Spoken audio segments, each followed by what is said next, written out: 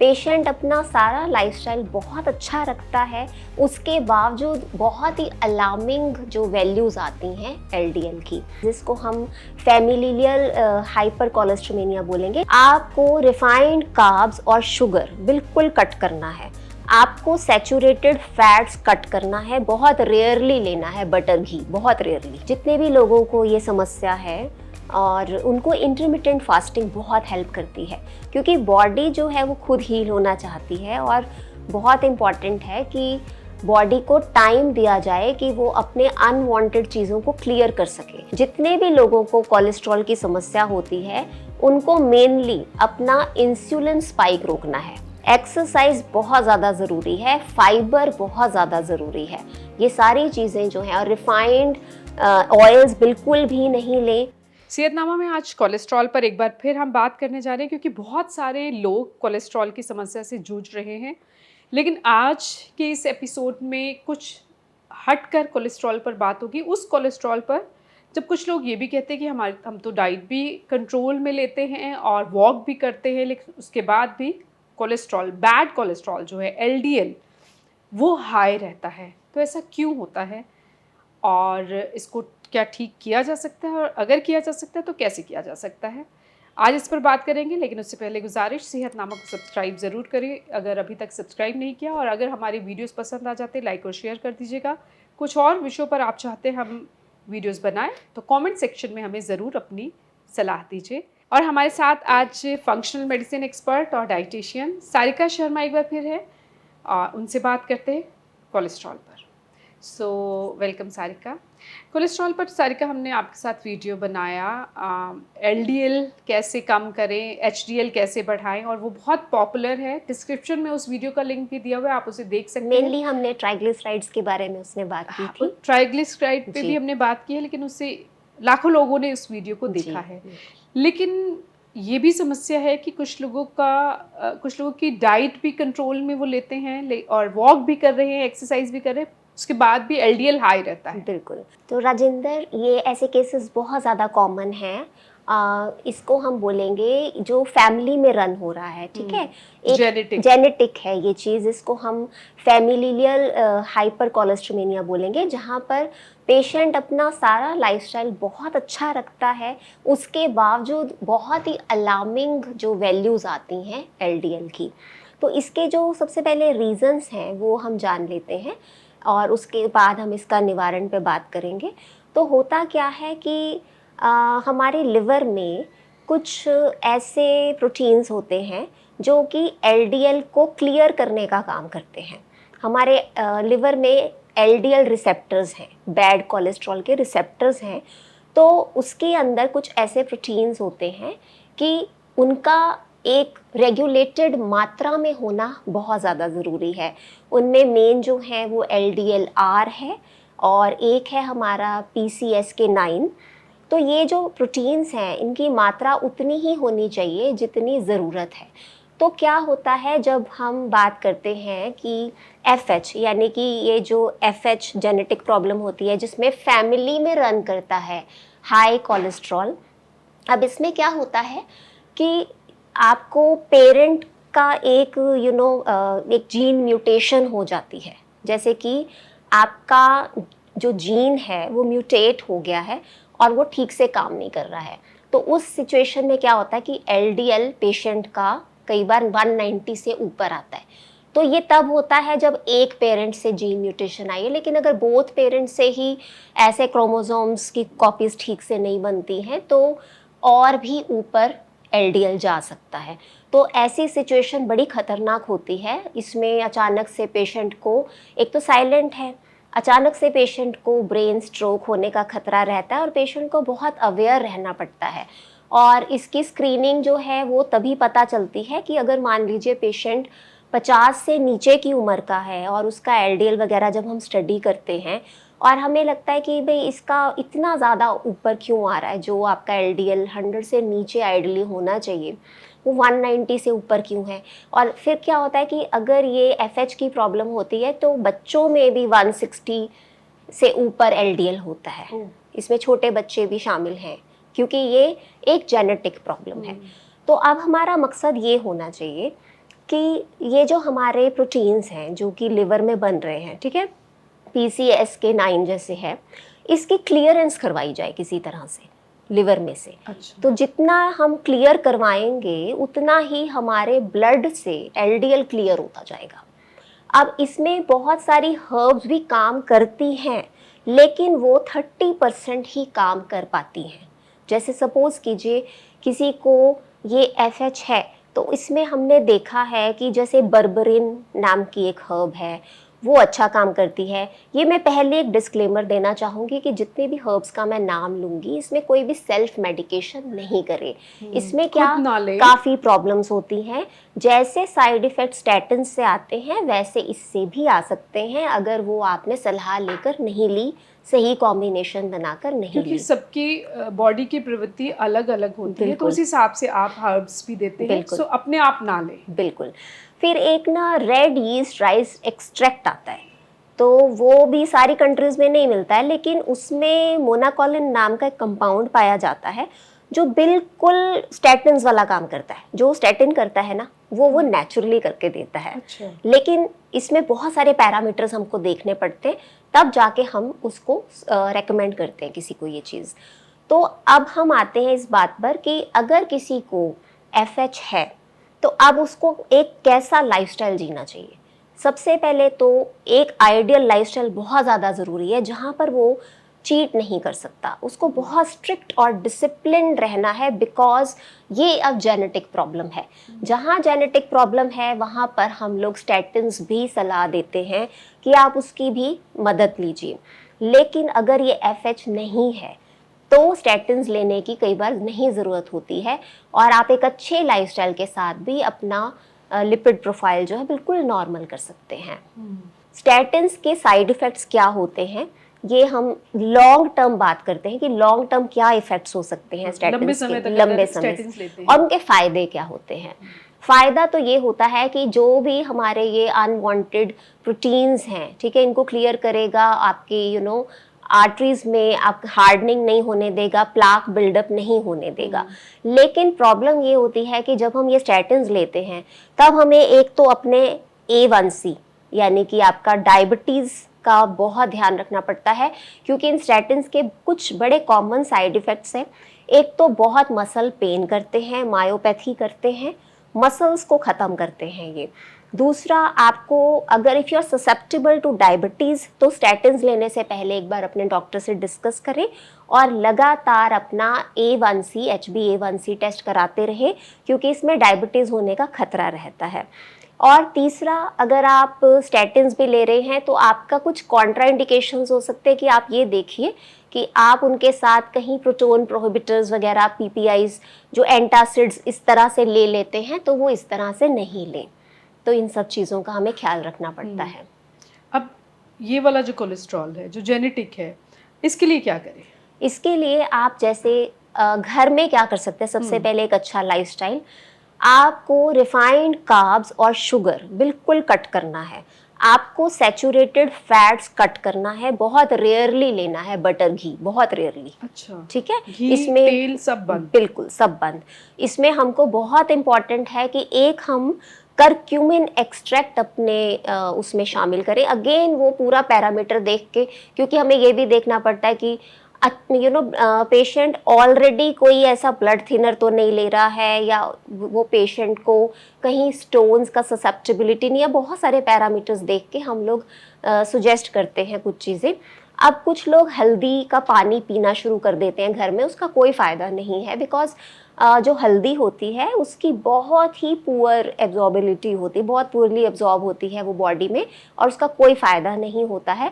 उसका कंपाउंड जो करक्यूमिन है उसका एक्सट्रैक्ट करके पाइपराइन के साथ कंबाइन करके दिया जाए, काली मिर्च के साथ, उसमें भी वो कंपाउंड जो आपका एक्सट्रैक्ट फॉर्म में, तब वो जाके इन्फ्लेमेशन जो है वो डाउन रखता है और हमारे कोलेस्ट्रॉल बिल्डअप में भी मदद करता है।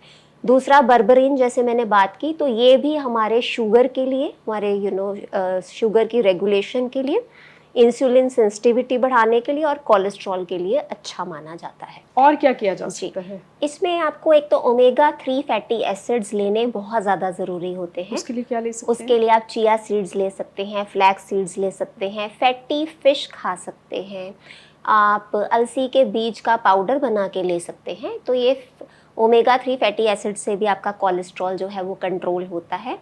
दूसरा, आपको क्यूरसेटिन नाम का एक कंपाउंड होता है, वो बहुत अच्छा होता है, जो आपको बड़े आराम से लाल रंग के प्याज में भी मिल जाता है, ठीक है। और इसके अलावा रेस्वरेट्रोल बहुत अच्छी चीज़ होती है।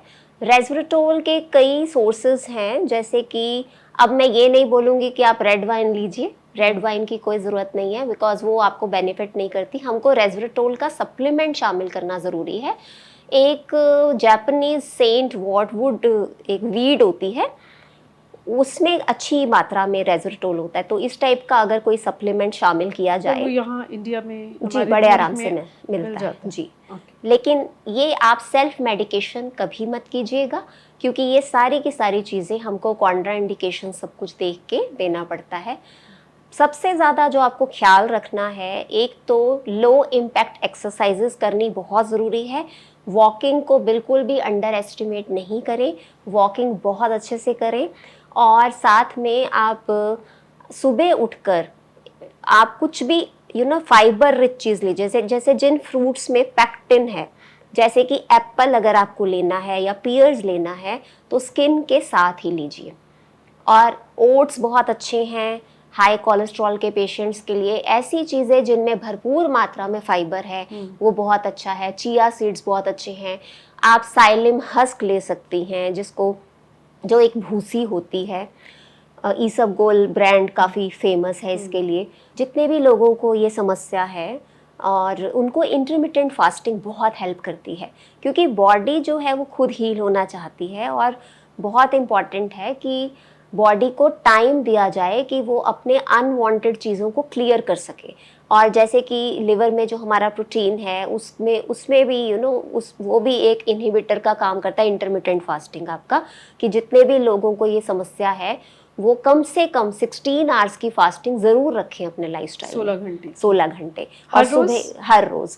और इसको बीच में थोड़ा सा ब्रेक दिया जा सकता है, क्योंकि अगर पेशेंट को लगता है कि वीकनेस भी है तो उसको अच्छे से डिज़ाइन करना चाहिए अपना पूरा लाइफस्टाइल, ताकि उसको वीकनेस भी नहीं लगे। सुबह की शुरुआत बहुत इम्पॉर्टेंट है, कि सुबह की शुरुआत वो अपने अच्छे एक्सरसाइज से करे, वॉकिंग करे, विटामिन डी का बहुत ज़्यादा ख्याल रखें। अच्छा। क्योंकि स्टैटिन्स के साथ हमें ये भी थोड़ा देखना इम्पॉर्टेंट होता है कि स्टैटिन्स क्या करते हैं, आपका गट का माइक्रोबायोम ऑल्टर कर देते हैं। स्टैटिन्स बहुत मजबूरी में लेने वाली चीज़ है, क्योंकि इससे काफ़ी ज़्यादा साइड इफ़ेक्ट्स होते हैं। एक तो मसल्स आपकी नहीं हेल्दी रह पाती हैं, जैसे इंसुलिन सेंसिटिविटी आपकी हैम्पर होती है। फिर साथ में आपको जो गट माइक्रोबायोम ऑल्टर होता है उससे आपको डाइजेशन इश्यूज भी स्टार्ट हो जाते हैं। तो इसीलिए बहुत इम्पॉर्टेंट है कि हम अपना लाइफस्टाइल अपना बिल्कुल 100% एक्यूरेट रखें, बहुत हेल्दी रखें, ताकि हमें स्टैटिन से होने वाले साइड इफ़ेक्ट्स भी तंग नहीं करें।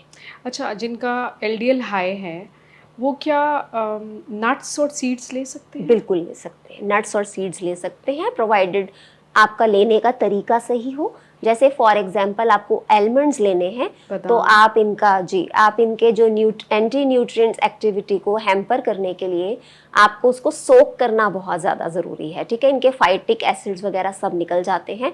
आलमंड्स को सोक करके और पील करके लें कोलेस्ट्रॉल के पेशेंट्स, ठीक है।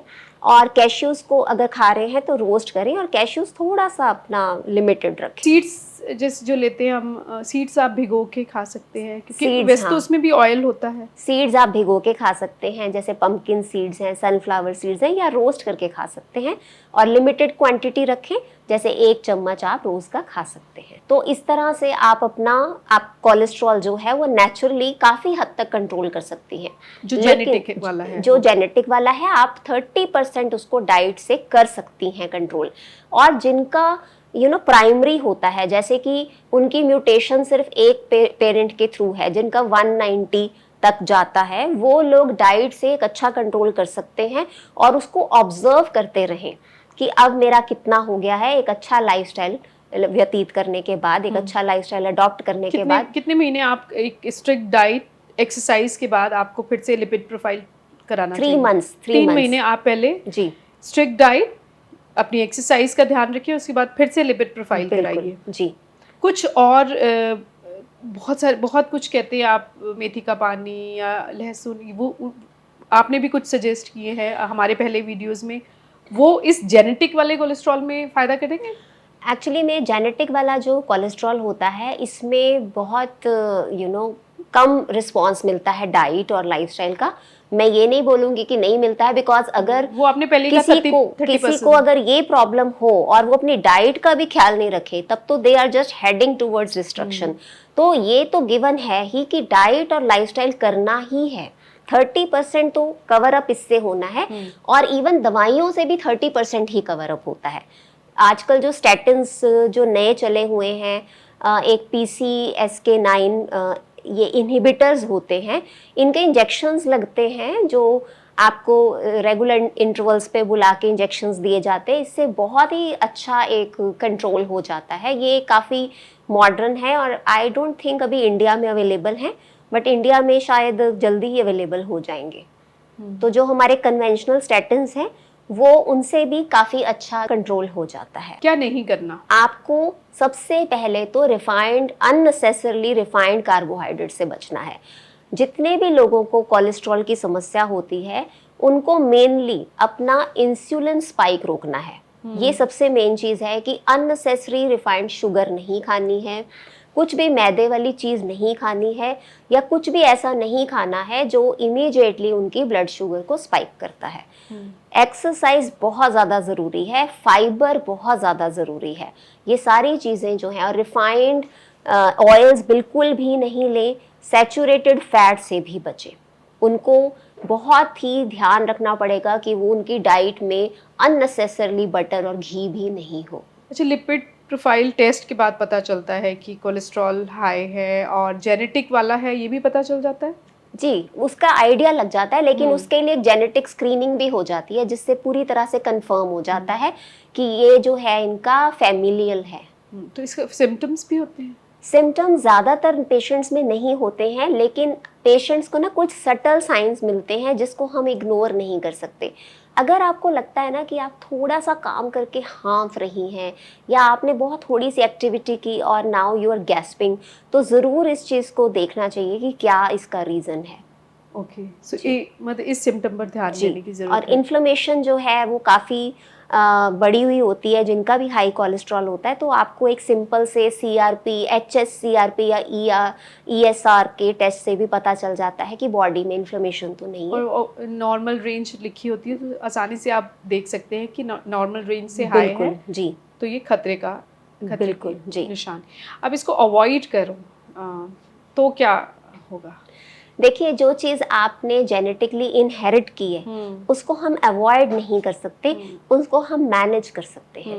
तो मैंने नहीं किया तो क्या नुकसान है ना? जी बिल्कुल, अगर आपने नहीं मैनेज किया तो बहुत ही यंग लोगों में हार्ट अटैक होने का खतरा रहता है। जैसे आजकल हम कितने यंग लोगों का हार्ट अटैक सुनते हैं। तो प्रॉब्लम ये होती है कि जो लोग जैसे 20s में 30s में दिमाग में भी नहीं आता है कि हम अपना लिपिड प्रोफाइल चेक करा लें, तो ज़्यादातर ये साइलेंट ही होता है। ऐसे लोगों में कई बार FH चल रहा होता है और इनको लगता है कि मैं तो बिल्कुल अभी यंग हूँ, मुझे कोई ज़रूरत नहीं कोलेस्ट्रॉल चेक करवाने की। तो ये अंडरलाइंग हाई BP भी अगर चल रहा हो तो अचानक से जैसे ऐसी समस्या आ जाए कि उनकी आर्टरीज हार्डन हो गई है और अचानक से ब्रेन स्ट्रोक या हार्ट अटैक या कार्डियक अरेस्ट, इस तरह की समस्या हो सकती है।